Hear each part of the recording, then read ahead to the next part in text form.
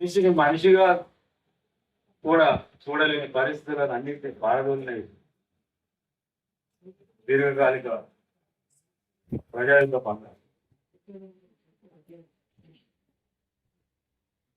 ఆ సందర్భం నుండి ఇప్పుడు జరుగుతున్న మారణ హోమం ఒక రకంగా అంతర్గత యుద్ధం ఈ దేశంలో కొనసాగిస్తున్న ప్రభుత్వాలు చేస్తున్న మారణ హోమంలో మనందరం ఇక దీర్ఘకాలిక ప్రజా పోరాట పంద కొనసాగుతుందా అనే గందరగోళాన్ని మనం చూస్తున్నాం. ఈ సందర్భంగా కగార్ అనే యుద్ధం మొదలుపెట్టి అంతర్యుద్ధాన్ని చేస్తున్న ఈ క్రమంలో కొత్తగా కగారేశ్వర పీఠం ఏర్పడింది. ఆ పీఠంలో ఇద్దరు ప్రవక్తలు వచ్చారు. ప్రవచనాలు ఇస్తున్న సందర్భం కూడా మనకు కనబడుతుంది. వీటిని ఈ దీర్ఘకాలిక ప్రజా పోరాట బంధ అనే అంశం మీద వక్తలు సుదీర్ఘంగా వివరణ ఇవ్వనున్నారు. ముందుగా కామ్రేడ్ హుస్సేన్ గారిని మాట్లాడాల్సింది. విప్లవ జవహర్ సభకు లాల్ సలాం. కామ్రేడ్,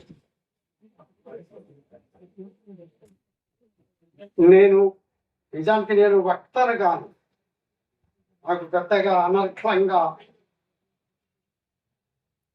పొద్దుతూ మాట్లాడిన మన మిత్రుల్లాగా ఉపన్యాసాలు ఇవ్వడం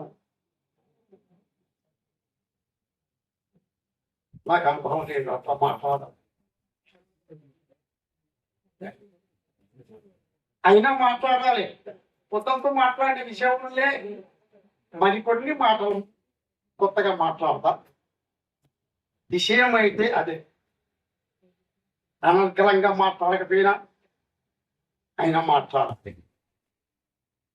ఎందుకు అంటే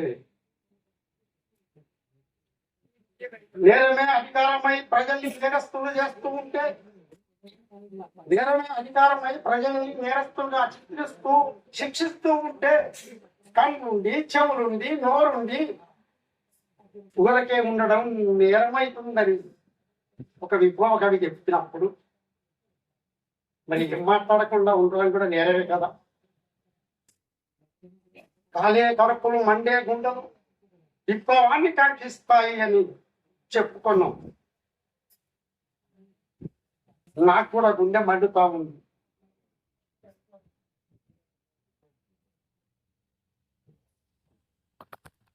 మండే గుండెలతోటి కొన్ని మాటలైనా చెప్పాలనుకుంటున్నా.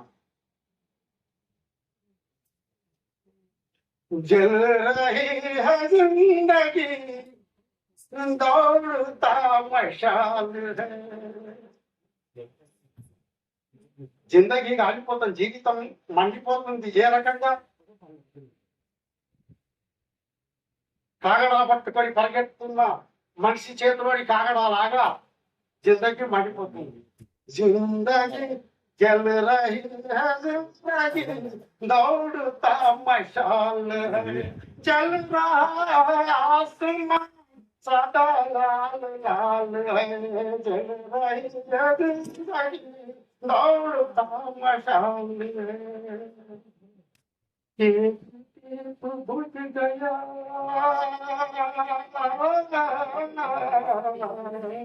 एक दीप बुझ गया दूसरा जला हुआ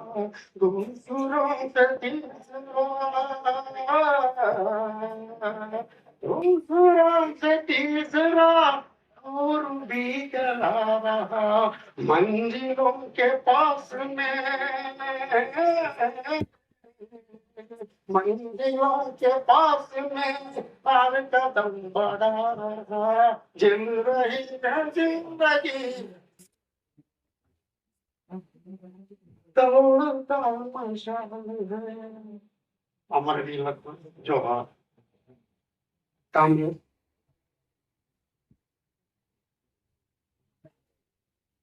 మార్క్స్ మాట మరిచినారు, లెనిన్ బాట విడిచినారు. స్టాలిన్ అంటే గుండెదల, మావో పేరు మరియాడు. మార్క్స్ మాట మరిచినారు, లెనిన్ బాట విడిచినారు. స్టాలిన్ అంటే గుండెదడ, మావో పేరు మరియాడు. పార్లమెంట్ ద్వారా సోషలిజం తెస్తామని, బందితోనే కైలాసం సరాసరి పోతామని సాగుతున్న పోరాటాలు ససేమి రాకూడదని వర్గశత్రు గొంతుతోటి వంత కలిపి పాడుకున్నాం. అదో అలాంటి వ్యక్తుల గురించి ఒక 2 మాటలు మాట్లాడుకునే విషయంలోకి పోదాం. నేను ట్రైన్లో వస్తున్నప్పుడు ఒక మిత్రుడు అంటుంది, ఏమన్నా ఆ విధవ ఈ రకంగా మాట్లాడుతుంది ఏంటని.